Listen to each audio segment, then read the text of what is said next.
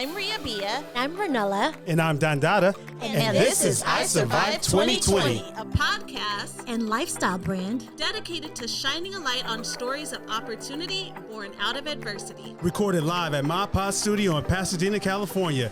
Keep us locked. Okay. Welcome back to another episode of I Survived 2020 podcast. I'm your host, Ria Bia, here with my husband and co-host, Mr. Marcus Dandada Johnson. I see you repping your Kobe gear today. Oh yeah, I mean it's a special weekend. You know, Absolutely. well deserved. Kobe Bryant's been inducted to the Basketball Hall of Fame, Class of 2020. along with Tim Duncan and Kevin Garnett. You know, it's still unbelievable in 2020 that we lost Kobe. Nah, it's still so unbelievable to me. Like, I follow Vanessa Bryant and his daughter Natalia on Instagram, and every time they post something, it's so surreal. Like, I cannot accept that he's gone. Yeah, it's still crazy to me, you know. But you know, I watch Kobe highlights every day, every night. So you know, his legacy will forever live on. And you know, we miss Kobe, and we definitely miss going to Laker games. But it looks like things are starting to open back up. Yeah, I can't wait to go to my first Laker game. I know, you know, they brought crowds back. We haven't had the opportunity to go just yet, but that first one, I think I'm gonna shed some tears. Yeah, it's gonna be. I can't wait. I mean, we almost at the playoffs. You know what I'm saying? I think we're going to be going at around number 6 seed. So, I mean. West. You know, LeBron is coming back. AD's coming back. He's balling. So we'll get there. We'll get there. Well, today, speaking of LA, West Coast, we have a West Coast, I like to call him a legend in here. Big in the hip-hop radio game. He's been around for years and years. Not too long. He ain't that old. But we have DJ Hed from Homegrown Radio and Real 92.3 here in the building. West DJ Coast. Hed. Just say What's it one going on, time. bro? West Coast. Coast. There we go. West Coast. I mean, that intro was crazy. I don't. I try. I think I made you sound older than you really are. No, I don't run. I'm 37. I don't run away from my age. Not old. But I thought it was. That was a dope intro. You know what I'm saying? Like, you put a lot on that. When people be calling me like legend and stuff like that, it be throwing me off. No, you know why I like to call you a legend? I look at you and you've put a lot of people on. You've put a lot of. I never thought about it like that. No, you have like from even before your terrestrial radio days when you guys were doing it, and we'll get into it. Back in the room at Chuck Dizzle's house. Yeah. Like, you guys had a lot of these hip-hop artists who are huge now on early before the masses even knew who they were. So yeah. And we're going to get that's into why I all call that. you a We'll get legend. into that. We'll talk about that. But we got DJ Hed in the building. Hed, we know that you from LA. You represent the West Coast. Yeah. Hard. What part of LA were you born? Like, are you from originally? I'm from. Well, I claim the East Side, and if you're not from LA, it sound like some gangbanging shit. Right. But it's not like if you're not from LA, because I know y'all worldwide. But like the 110 freeway kind of divides the city up. So I'm from the East Side of LA, where it's like Compton, Watts, all that over there, right? So my mom's family is from Compton, and my dad's family's from Linwood. I'm from Carson, so I like to consider myself just an East Side baby. Like Right. up and down Wilmington, you could find me wherever. So how did this music thing start? Like, you grew up in LA, obviously. Back in the 90s, West Coast hip hop was huge. That was when you were coming of age, obviously. Like, how did you get into music so heavily? What's interesting is I never liked music like that. I didn't even care about West Coast music. I actually didn't like West Coast music. Really? And that's crazy because you rep the West so hard. I'm explaining. So when I was coming up, like in high school and stuff like that, I didn't even like music like that because I to this day I still have a problem with frequencies. Like if y'all have music playing loud, I wouldn't be able to have a conversation because I don't know what it is about the way my glasses be like, cuz you old. But like my ears, I have a problem with attention, and I have to dial into certain frequencies. So like if multiple people are talking, like that's why I hate Clubhouse sometimes, the app, because like it be hella people talking and I can't. And I'll just leave. Yeah. You know what I'm saying? Like both y'all was talking at the same time. I'll just shut up. So long story short, my homie Corey Nakahama, when I was living with him and his family, he would always be playing gangster rap music. He Japanese and white. He playing gangster rap, West Side Connection. He playing everything. I'm listening to Limp Bizkit, Linkin Park, Green Day. Oh, I was a full out alternative rock kid. Yeah, Blink 182 changed my life. I love Blink 182. And so to this day, like that's still one of the best concerts I ever been to was Blink 182, Newfound Glory. I was in all of that shit. Yeah. I didn't even, and I was a skateboarder. And this is at the time when black people skateboarding wasn't even cool. No. So I was getting talked about. People was trying to bully me, all that. And so my thing with the music came as he kept forcing it on me. Like we was doing our homework. Well, he was doing our homework. And let's clarify that. Yeah, I gotta give him his flowers. Yeah, you know what I'm saying? He got us through school. Erase his name, put Aaron Drake on that motherfucker. Cool, good looking out. So, as we were doing our homework and stuff like that, he would always be playing just West Coast music. He just loved it, and I eventually started to pay attention to it. And then, to be honest with you, I never liked it. Like this is Death Row, prime Death Row era. Coming out of the Death Row era. You talking about Tupac, Crazy. This is when the West Coast was West Side You were Connection. on back then, and you did not like it. I didn't fuck with it because I couldn't relate. You got to think. I'm the good kid, Mad Right. City. I'm the good kid, Mad City. I don't gang bang. Yeah. I'm not a street dude. I don't want no problems. I don't want no smoke with nobody. Yeah. I don't smoke. I don't drink. I can't relate. Yeah, you couldn't. You were skateboarding. Yeah. I couldn't relate to none of the shit they was talking about. This is post shiny suit era. This is when This is right after the shiny suit era. Right. So everybody, and I always looked at Will Smith.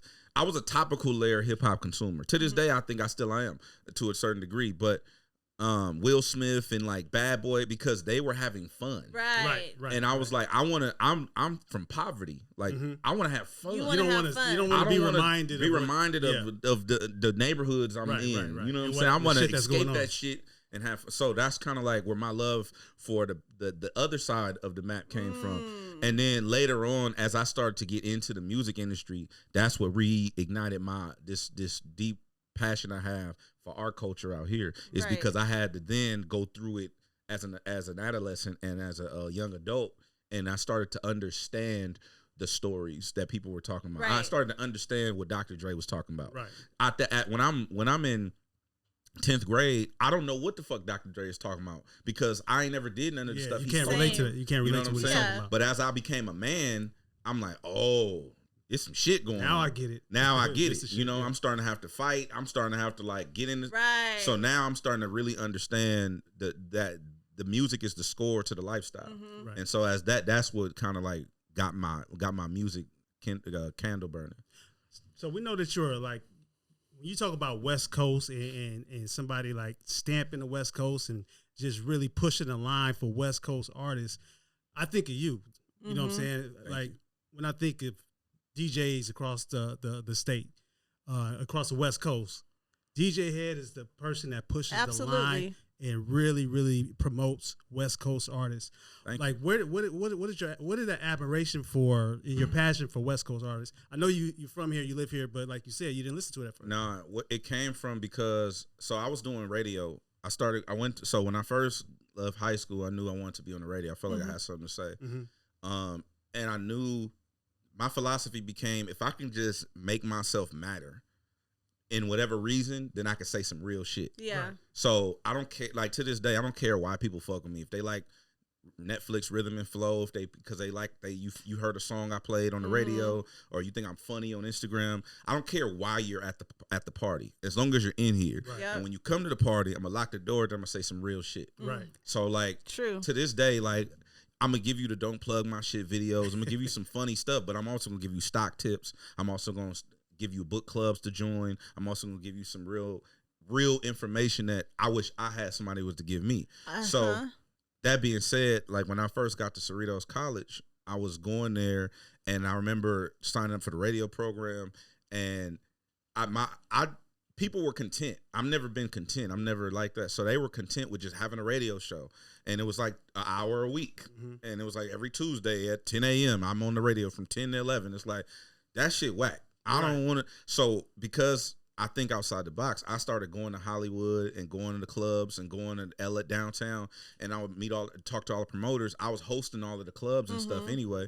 And so I started getting the same tickets that Big Boy was giving away on his radio station. Right. Like, hey, give me two guest list names. So I go on my radio show at the college and give away tickets. Stop it. Yeah, so this is 2004. Yeah. I'm giving away tickets on the radio. Now we talking about hyphy movement is booming. E4, like the whole shit is going now at this point, 2005-ish.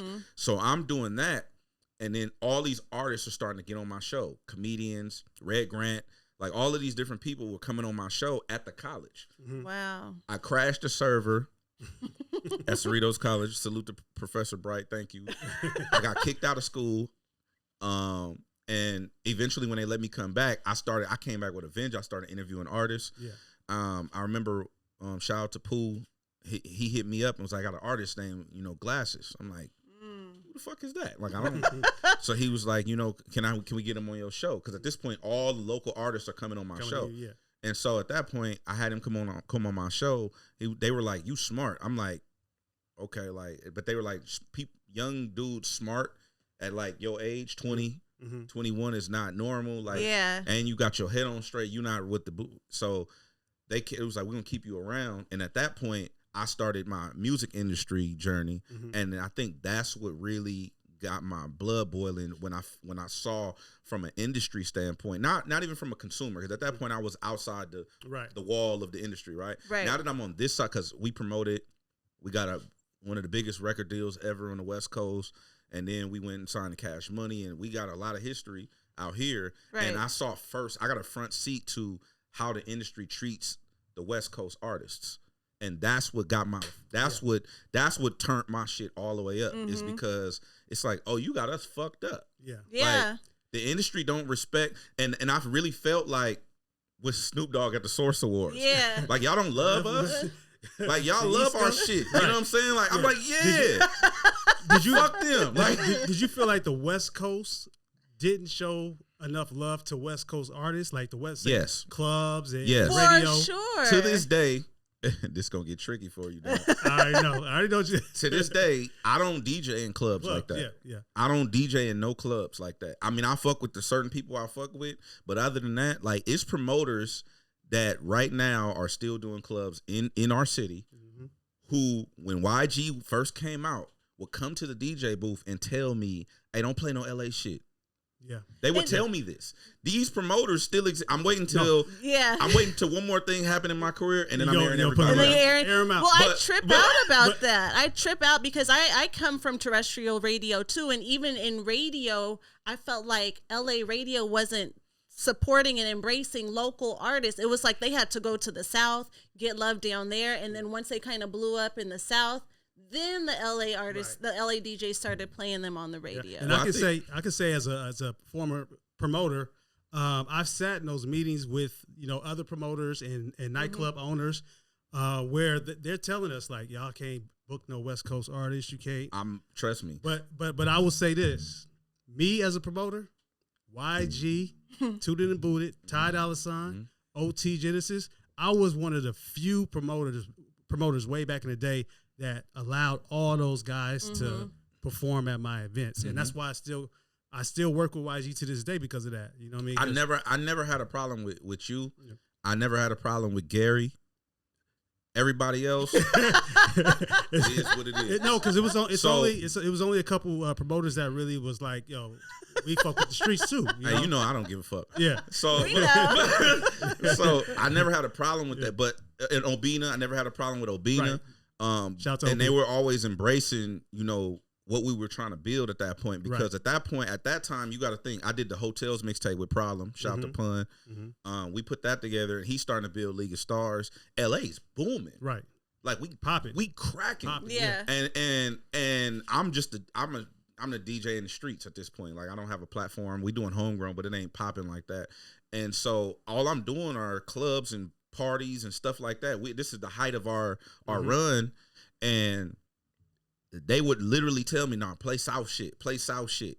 We trying to sell bottles. Don't play no LA shit. We don't want no." And I'm just like, then what the fuck am I here for? Right. Like, why y'all got me in here? Yeah. If you're gonna tell me what to do. And so I had a real issue with that, and that just further poked the bear. And so I'm like, all right, since y'all, I've never said this before.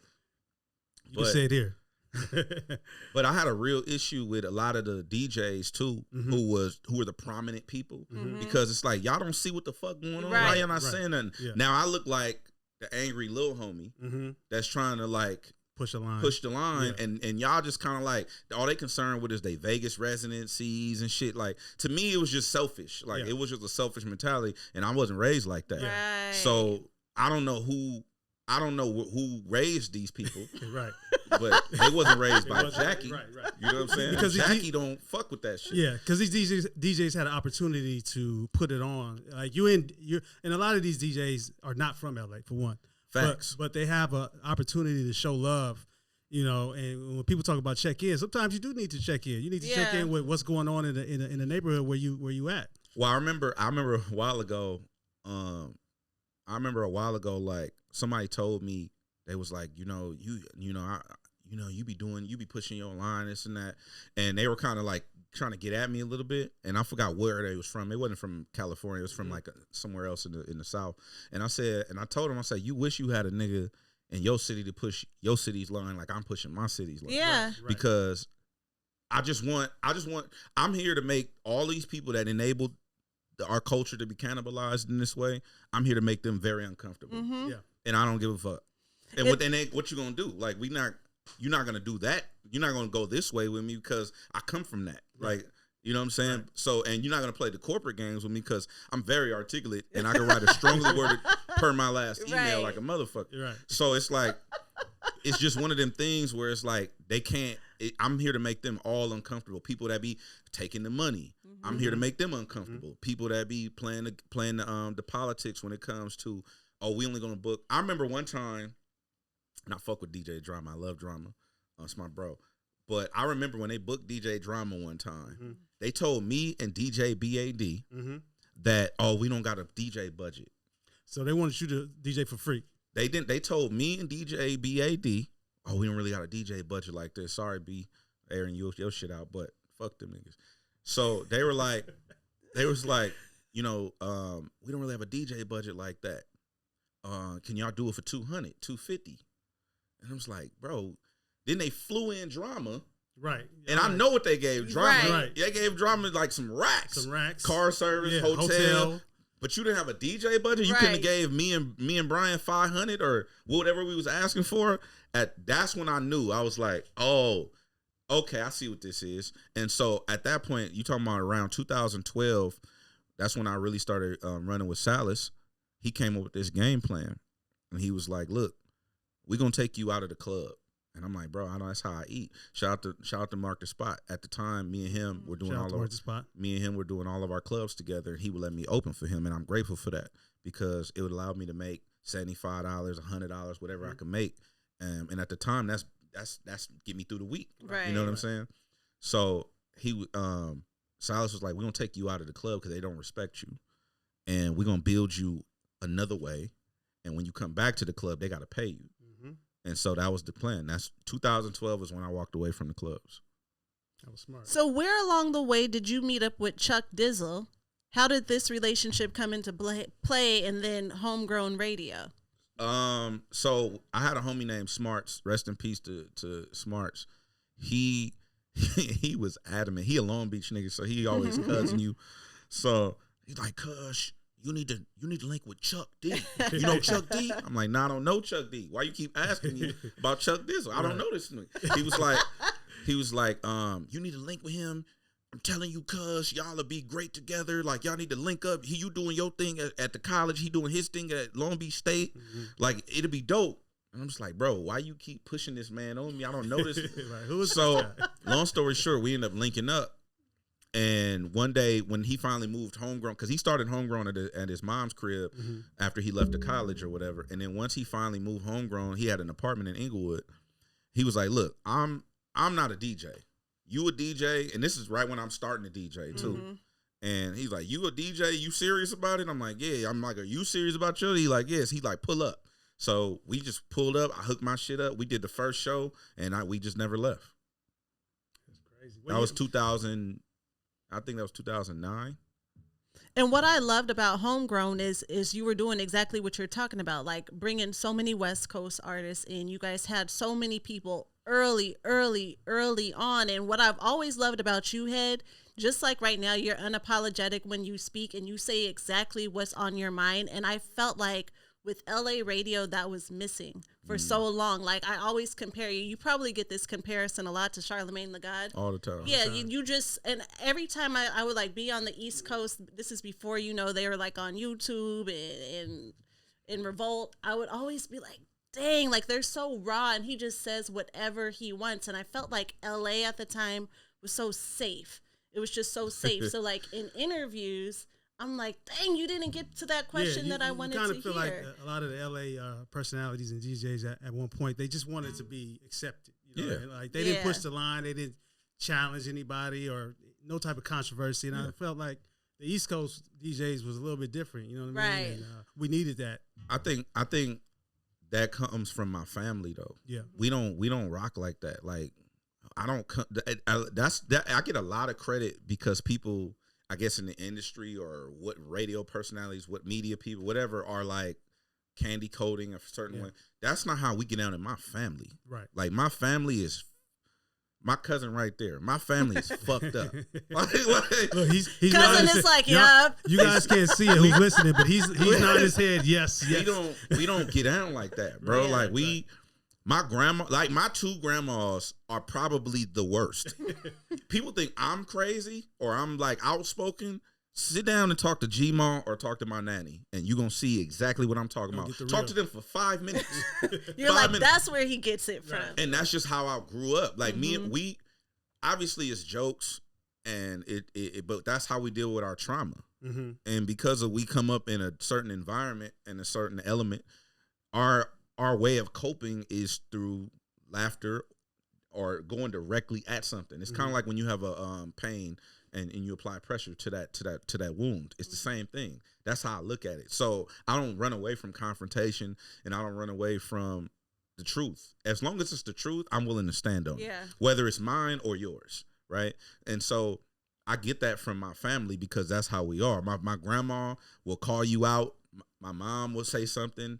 My uncles, whatever, whoever, and it is what it is. It's going to be what it's going to be. And that's one thing I've always respected about you, Hed, is like if you're an artist and you want to get the truth about your project or your song or whatever you got going on, you're like, Hed, come to the studio, I want to play you my album. And Hed pulls up and you're going to get some honest feedback. You get to the end of to the album, whatever, and you go like, Hed, what you think? And if it's garbage, what you going to tell him? That's just trash. Straight up. And I seen it happen. You know what I'm saying? And I've heard stories of, man, I played this nigga. Hed came through, man. He told me my shit. But they go back to the lab and they appreciate it. But see, that's the key though. Yeah. And I feel like, and that's where the whole the Coast Guard thing came from. It came from all these kind of conversations where it's like, oh, you gotta control the import and export of goods. Mm-hmm. From the city, and it's like, oh, I get it. I get the double entendre of it, right? That's the origin of what that came from. But really, I want us to win. Right. And like I said, I've had 15 years of experience in this business. I know what they're looking for. Right. I know what the white people want. I know what the fans want. I know what these people in these rooms is looking at as far as the metrics and the numbers. And if I come to the studio and you like, yeah, this is my smash, woo woo. No, it's not. No, it's not. No, it's not, bro. It's dope, but it's not what they want. Right. If you're trying to do that, this is not going to get you that. Now, this is going to get you. It's only been one artist. I tell this all the time. It's only been one artist to ever tell me that he don't ever care to make money off his music. And at that point, I was like, oh, well, shit. Press play. Just put anything out at that play, point. My nigga. It's all good. Who was that? Stevie Crooks. Stevie Crooks. Okay. He's the only person to ever tell me to my face, man, I don't care if I ever make money off my music. I just love doing music. All right, bet. You're like, do it. Bet. At that point, yeah. By all means, do your thing. But when you're talking about monetization, when you're talking about accolades, when you're talking about Grammys, awards, when you're talking about getting on these festivals, when you're talking about, oh, why you ain't booked me for y'all radio show, woo, woo, woo. Right. Mm-hmm. Well, I told you. I told you, bro. You know? So ultimately, my approach is not people. Sometimes people misconstrue it as disrespect. But now what I learned, I had two spiritual and mental enlightenments. One when I was 27 and one when I was 31. Mm-hmm. And the one when I turned 27 was about, it's not always about the truth. It's just about what people want.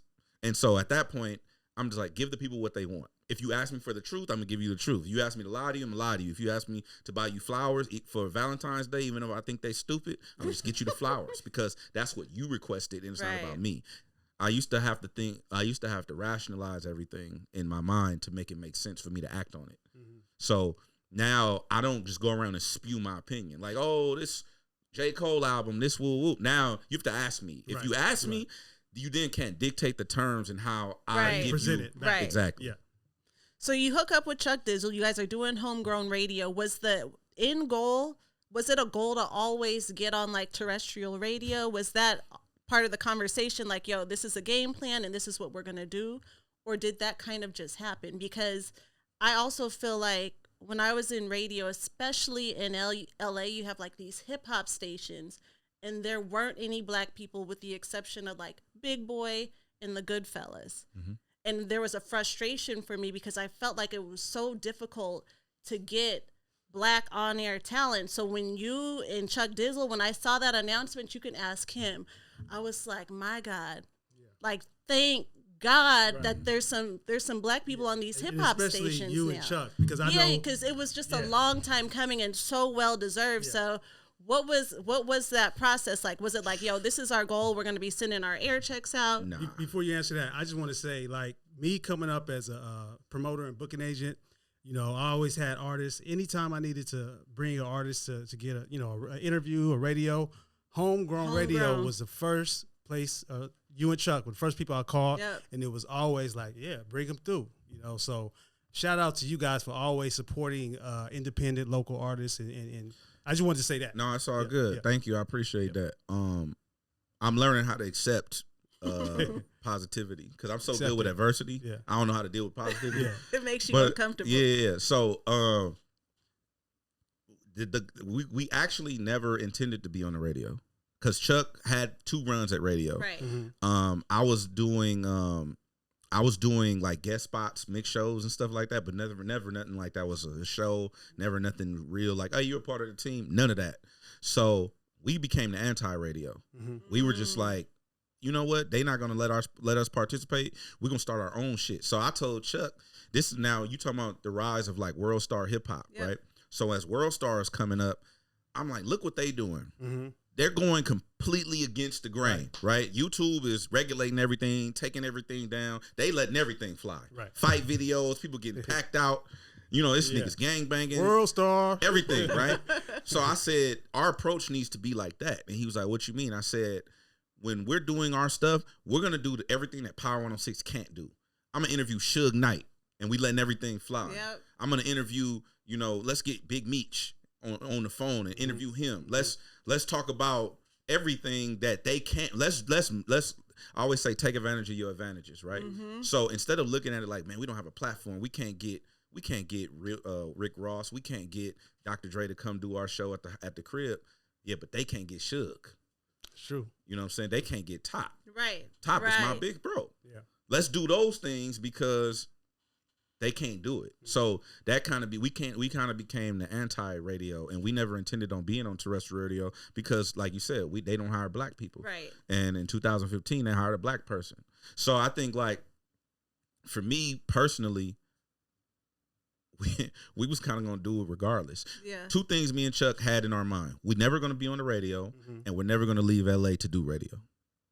Which a lot of people do. And they tell you all the time, like, oh, go to a smaller market. Go to a smaller market, build your fan base, build your following, and then go to New York, then go to LA. But to have that mentality, like, nah, we're going to do everything we're going to do right here, and they're going to either accept us or not, and we're going to still do what we want to do. Like, that's probably what led you to Homegrown Radio on Real 92.3. Probably, yeah. And also, like, it comes from another thing, another mentality that, you know, I kind of inherited from Top. You know, shout out to Top Dog, but he just say hustle like you broke. Even when you feel like you didn't achieve something, you ain't achieved nothing. Right. I was just listening to Shaq talk on All the Smoke, and he said that his dad would come in the room after he won a chip or something, and take the trophy and be like, all right. And he just walk out the room. Yeah, this is cool. Go get another one. Go get another one. And I was like, damn. And that just made me think about it because you're out the Lakers shit. But Yeah. he was like, damn, you three-peated. He was like, he didn't give a fuck about that. Go get another 2 one. championships. All right, this is cool. I'm going to put this in the room. Go get another one. Right. It's like, so I kind of like, I could relate to that. I know what that's like. So tell me about Doc Winter. Doc Winter approaches you. How did this come into play? How did this? Yeah, how did you guys find out that you guys were going to iHeart? Were you guys on his radar? Like, Well, how did this introduction take place? I got fired. I mean, fired. I never been fired. Did you? Knock on wood. Hey, Doc, you didn't hear that. Don't put the energy out there. No, so I got hired first. So what happened was, I'm gonna tell you the truth. What happened was somebody, my homie Davey D, I blew his spot up in New York, sent me an email and it was like an article. It said rumors of an LA station brewing or something like that. Now, because the rumors were brewing, I'm like, okay, whatever. I'm like, what? So I immediately go into like baby mama mode. I'm looking, I'm on Instagram, I'm on Twitter. I'm looking like doing your research, trying to figure something out. Like, is the beat coming back? What's going on?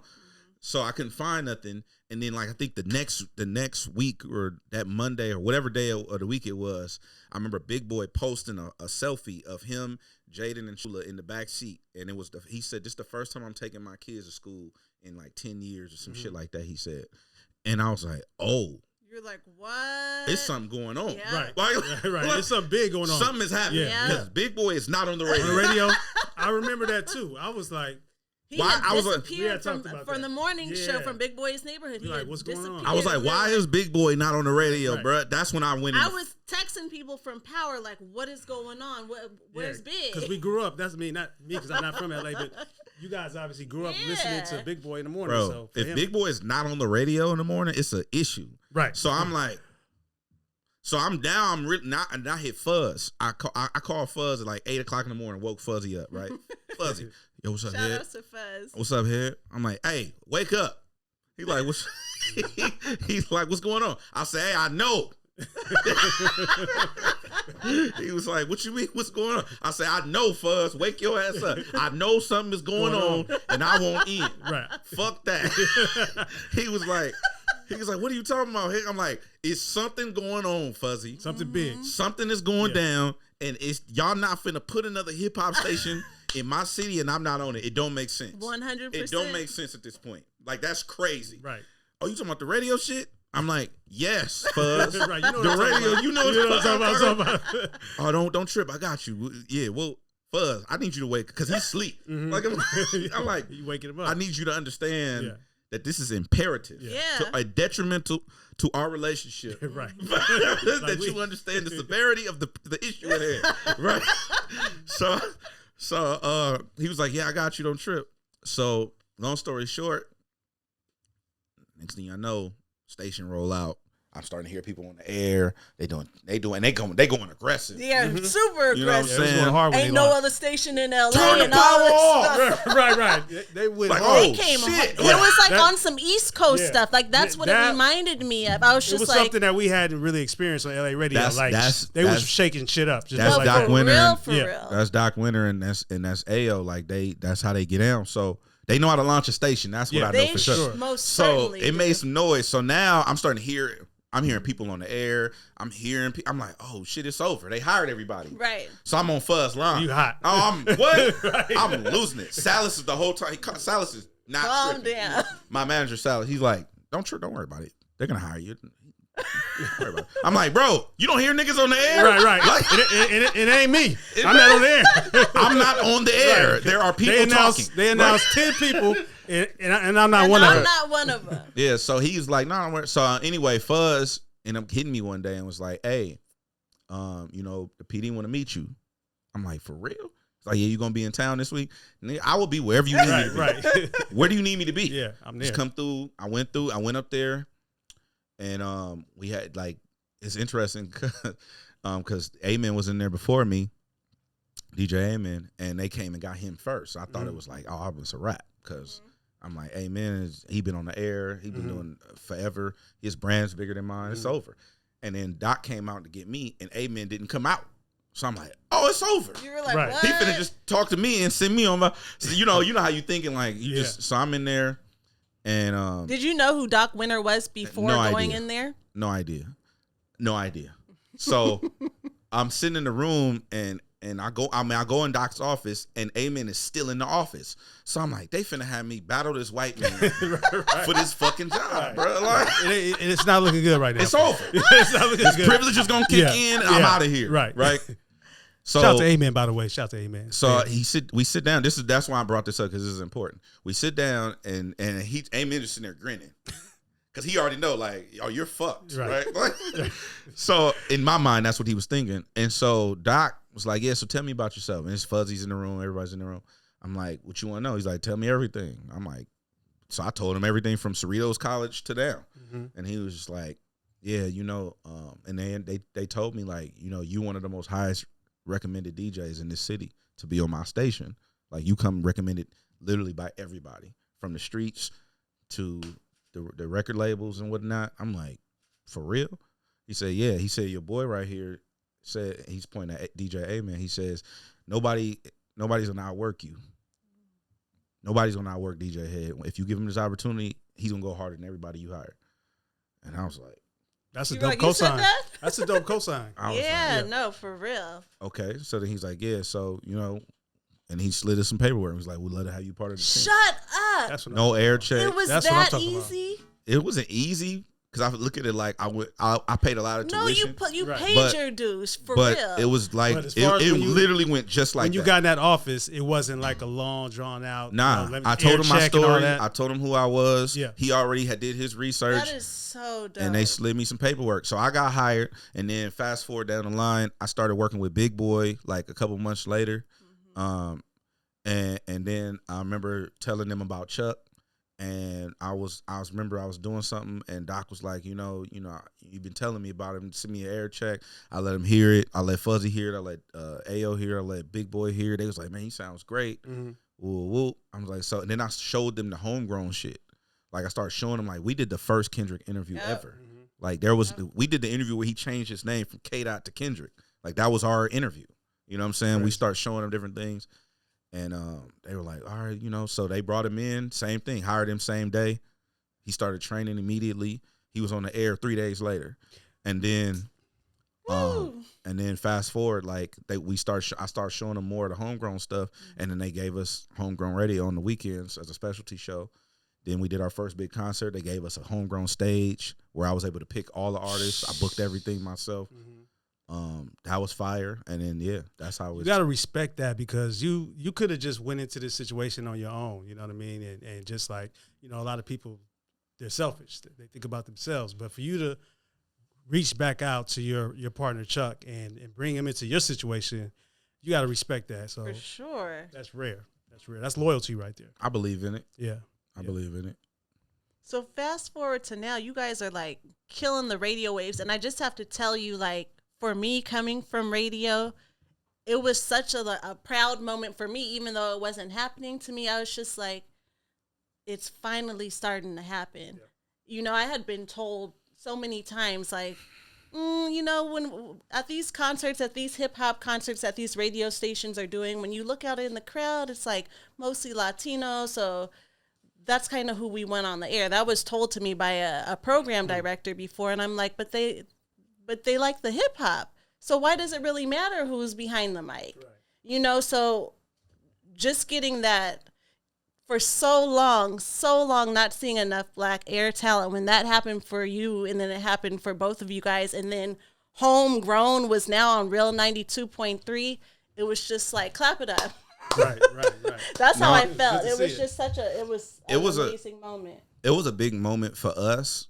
I've had a lot of milestones in the last 4 years, if I'm being honest. Like there's it's been a lot. Like, I don't think I've fully processed it probably because it's been a whirlwind. But I think that us achieving what we've achieved so far is really just the beginning for the stuff that we really want to do. Like I'm not here to be mediocre. I'm not here to be cool. I'm not here to be good. I'm here to be great. That's right. I'm here to be a legend. I want all of it. Like I'm not one of them people who like just, we made it and we finna just no, we ain't did shit. go get another one. You know what I'm saying? So like that's how I feel about where I'm at this point. But then also like once we did get like you brought up the black thing, that's always been told to me, and I never fought it. Even I've had this conversation with Big Boy before, and I was telling him because he was like, why you never I'll tell you. So what happened was, before I started working on Big Boy's show in the morning, he was like, I would just be there. They gave me a key card. Like, if you can't give no nigga like me no key card. I'm coming. I'm pulling up. Big Boy's gonna be in that studio right there. Right. 5 in the morning. Yeah, you know what I'm saying? I'm a weekend dude. Yeah. They hired me.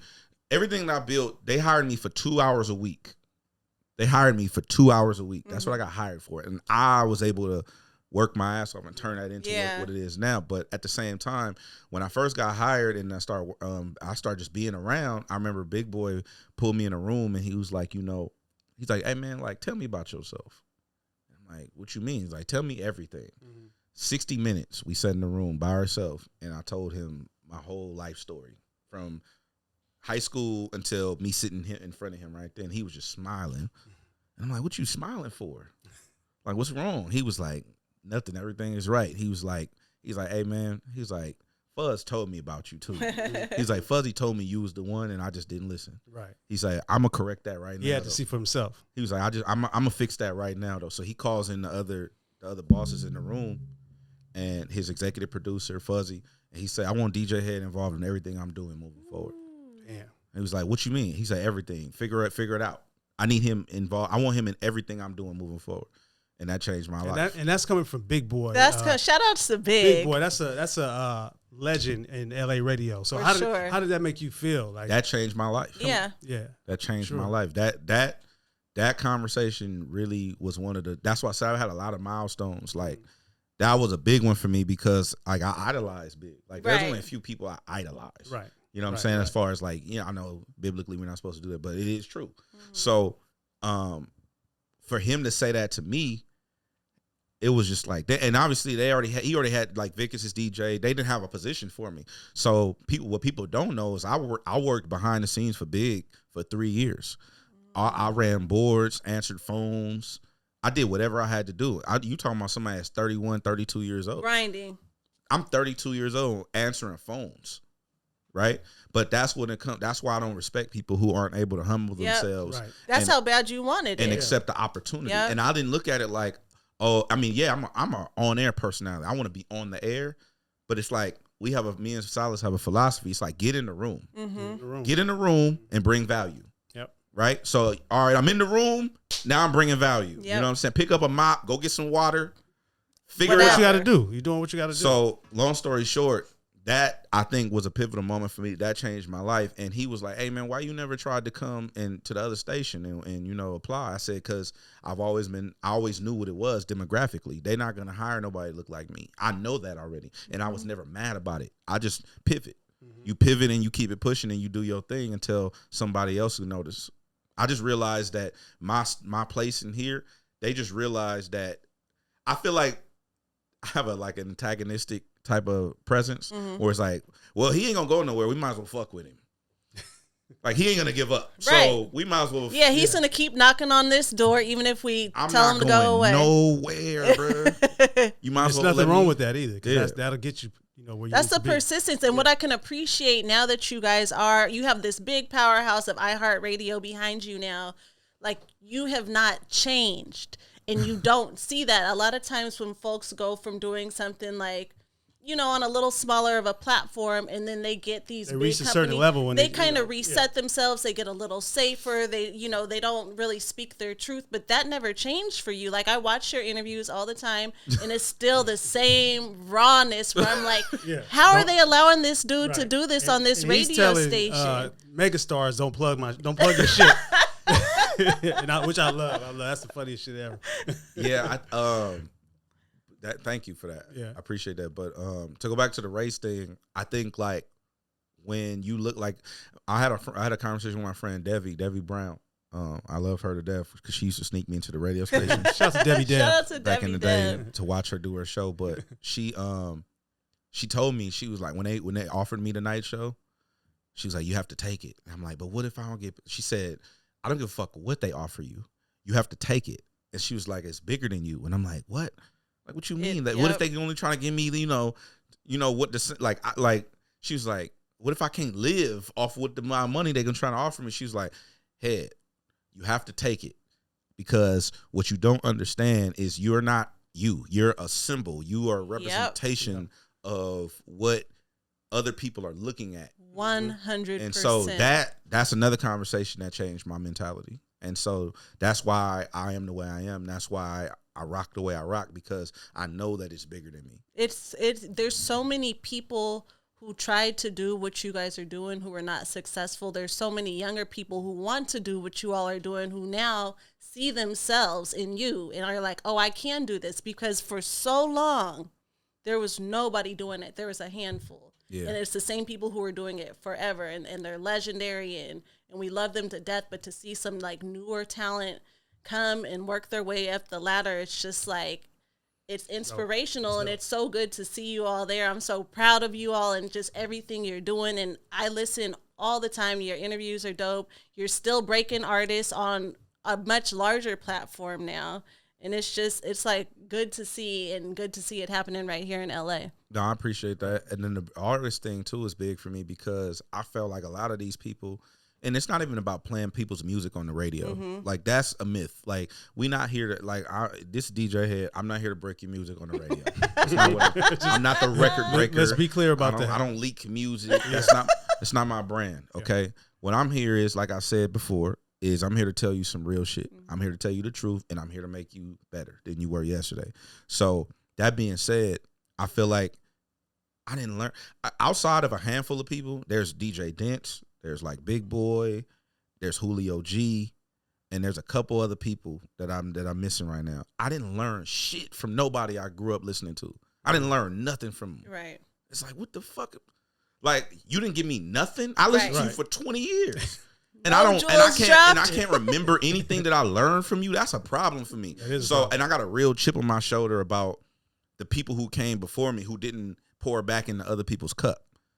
You know what I'm saying? Like Tiffany had to throw the rope back. Like I was talking to, shout out to Jeff Garcia, on the cruise show, and I was telling him, I had to pull him aside when they finally came to Real 90 Stress. Said, hey bro, I'm gonna give you your flowers, dog. Like, I know three people outside of you who've you put in position, because we've had conversations like, oh, Jeff G put me on. He gave me my first opportunity in radio. That ain't the case for everybody who does radio. It's like, what have you done for somebody else? Yeah. You popping. Who else is? You know what I'm saying? And I remember one of the homies saying, I remember Nip even having that mentality as far as like, what's better than you pulling up in a Rolls Royce is your homie pulling up. All of y'all pulling up in Rolls Royces. Yep. That's my mentality. You gotta respect. Yeah, what's next? Like, we're just getting off this year of 2020 where you pretty much couldn't like be out in the clubs. You couldn't be out. But I see you out there on your bike, man. What's up with that, like, man? You're out here on your bike. When did that journey start for you? Early 2020, like right at the top. Yeah. Well, going back to when I was in high school, when I was living with that my second family, the Nakahama family, rest in peace to Hero. But he was a big biker. Like, he was always on his bike. Like, he was doing miles and miles. And I was like, bro, why are we riding these bikes all these goddamn miles? Like, I used to be hot. Like, you know what I'm saying? Because like he was Japanese and his wife was white. They were a white family, right? Mm-hmm. So they did white people shit. They go hiking, mountain biking and shit. So I'm doing all the cool shit I can't do because my mom ain't fucking with none of that. My mom from the hood. She don't leave the house, right? So that being said, it just was full circle for me to get back into the biking, because I just found another love for it. Because I was trying to jog. I was trying to do the workout thing. I went to the doctor, and the doctor told me, he was like, yeah, you need some more. He's like, we need to increase physical activity. I know what that means. I'm not stupid. You tell me I'm out of shape? Is that what you're trying to do? I look stupid to you? I know what you're saying. Just say it. Like, I'm not one of them patients, bro. Just tell me I'm fat. Right. I'm out of shape. You know what I'm saying? Like, I can accept it. It is what it is, bro. I know what the fuck going on. Like, I'm going to go give me a bra tomorrow. Kiss my ass. So he was like, hey, you increase physical activity. We need white blood cells to be up. I'm like, bro, all right, I'm figured out. So during the pandemic hit, it's like, bro, like I couldn't do the stuff I was doing no more. I was because you were not as active. You sitting in the house. Yeah, for sure. So I went and bought punching bags. I did the same thing. I went and got all the workout gear. I wasn't using none of that shit. I got the little ab roller thing. Now, did you have a problem when you went to Big Five or wherever and you couldn't find no weights? Because I know for me, I was ordering everything online. I wasn't going nowhere, bro. I wasn't fucking with people. I wasn't. I still ain't really fucking with humans like that. So, long story short, I was trying to jog around like where I live. It's cool. It's like scenery and stuff, and that wasn't sustainable. And then I was like, one day I hopped on the bike with my friends. I went and bought a bike. Matter of fact, shout out to Uncle Percy. I don't know if y'all know who Uncle Percy is with Snoop Dogg. Yeah. Oh yeah, Big Percy. Yeah. Percy was like, "Yeah, nephew, go get you a bike." That sounds just like him. I can't see Percy on the bike though. He was like, "Oh no, Percy ride the bike." Does he really? Oh, yeah. Like, nephew, go get you a bike. You know what I'm saying? He talked, hella hard. That's Pomona Percy. And so he was like, go get you a bike, nephew. I'm like, go see my man. I can take my man. And he, and so I went and seen this dude. I got a bike, paid way too much for it. Wasn't no hookup person. And then I start riding. I'm like, this is kind of cool. So then I start going out with groups and we be deep. I see. We'll be 50 deep on a bike. And so I really got into it at that point. And then all of the protests and stuff started happening. And I was like, man, I'm not finna be walking. Cause I like sometimes like shit was violent. Right. I can get up out of there on my bike. Right. So I start pulling up on my bike. And so then it just became a thing. Oh, Hed gonna pull up on his bike.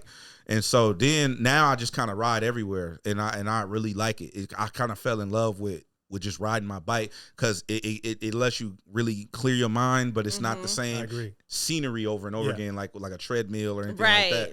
And I ride everywhere. I be in East Los, Compton, Long Beach, everywhere, Mid City. I be in everybody's hood. Now for me, during the pandemic, I never thought I would be the type to run long distance marathons and nothing like that. But July 10th of last year, I started training. I started running 7 miles, 10 miles. Never ran in my life. I always thought people who ran woke up at 6 a.m. to run. I thought they were fucking crazy. I still think those. You know what I mean?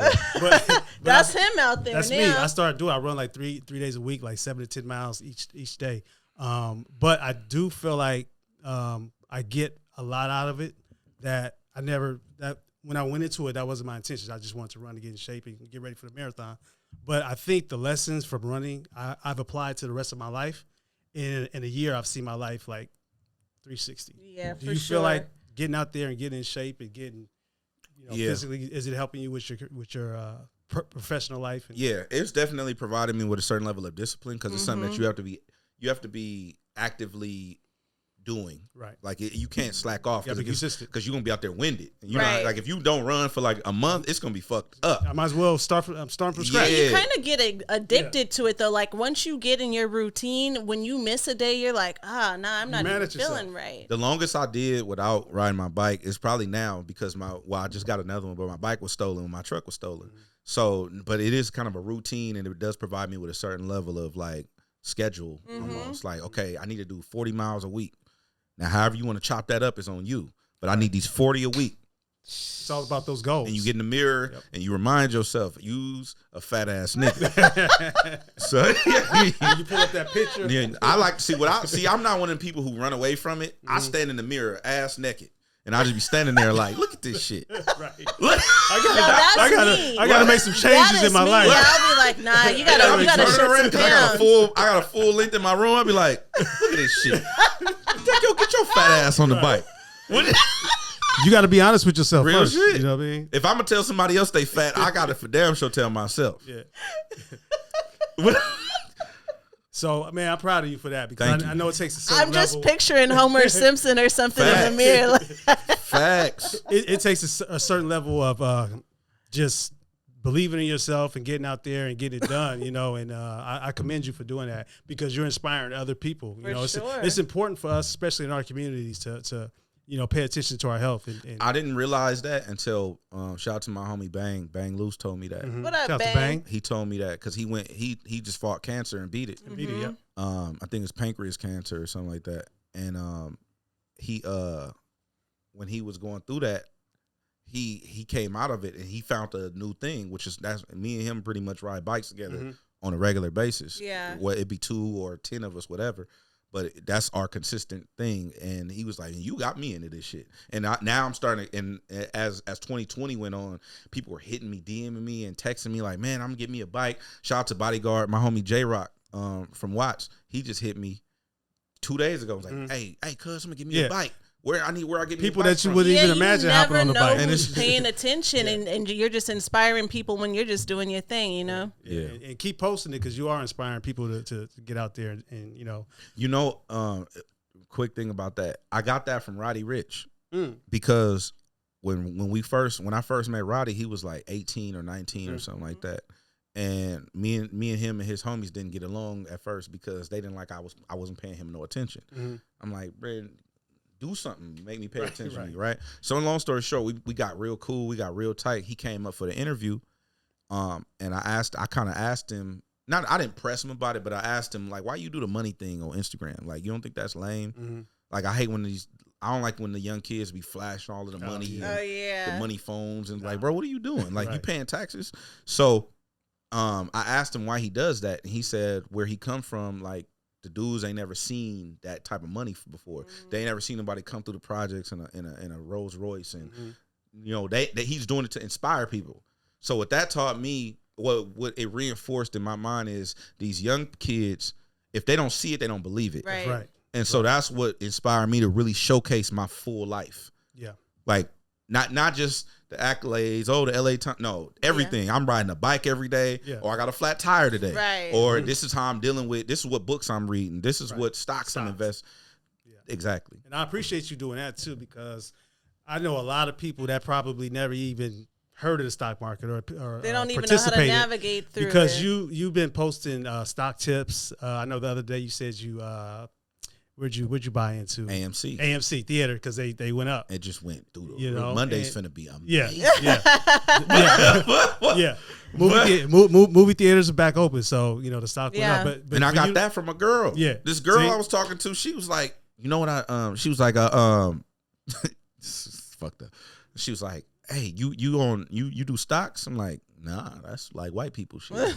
Like, and we think like that. Yeah, I think like that. I don't understand that. Yeah, like, I don't understand finances. Yeah. Like, that's white people shit. She was like, nah, you should get into stocks. It's easy. I'm like, nah. She's like, get this Robinhood app. It's for beginners, and you can kind of start on there. So I'm like, whatever. And this would change my life. She says, well, whenever I go to the club, like whenever I want to buy something nice for myself, like a Gucci bag or a designer belt or anything like that, she's like, I just take the money, go buy stock in the company. Yep. And then when I go out and I see the girls with the bag, I'm like, thanks, bitch. Exactly. And I was like, it makes sense. Oh, you don't know, that changed my life. Right. Like, for real. Like, you thinking on that level? You thinking on a whole nother way? Level. Okay. That's how you create that's how you inspire people. The generational wealth. And like when you post your knowledge, because knowledge is power, I'll be looking like, I call them headisms. Because you're always posting little quotes and it will just be like real. But no, you're absolutely right. Like teaching people about the stock market or just seeing you do it, it's inspiring folks to hop in there and just like figure out what it is. So many people hit me. For sure. This girl hit me and it was dope. She hit me. She's like, man, I invested in stocks because of you. Now me and my husband are like doing real good. And that was dope to me. Like, and it's important you share that because especially within our community, it's kind of like when somebody gets out or somebody gets put on something, you keep it to yourself. Like, oh, where'd you get that shirt from? Oh, no. People don't like to share. They like to keep it to yourself. So the fact that you're out there just saying, like, sharing everything that you know, everything you're going through, experiencing, is just admirable. Kendrick said, I give you the game, go back to the turf and give it right back. Yep. That's right. Yep. Man, DJ Hed, we appreciate you, brother. I mean, appreciate y'all. Because you're normally on the other side of the mic. So for us to be able to get you on the couch right here, man, we really appreciate it. We're really proud of everything you're doing. Such an inspiration. Yep. Such an inspiration. Just keep doing it. And come back on our couch anytime you want. We want any type of updates, what you have going on. Oh, man. You're going to be running iHeart pretty soon. That's right.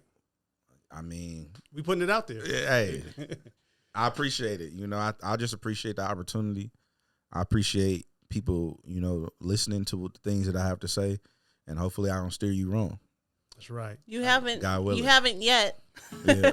DJ Hed in the building at DJ Hed. If you want to follow my man, definitely follow him. Homegrown Radio. Homegrown Radio Monday through Saturday, Real 92.3, 7 p.m. Lock in the Homegrown Radio podcast. A lot of other, I can't say that. Big things, wait on big that. things coming. That's right. I Survive 2020 podcast, man. Thank you for coming by.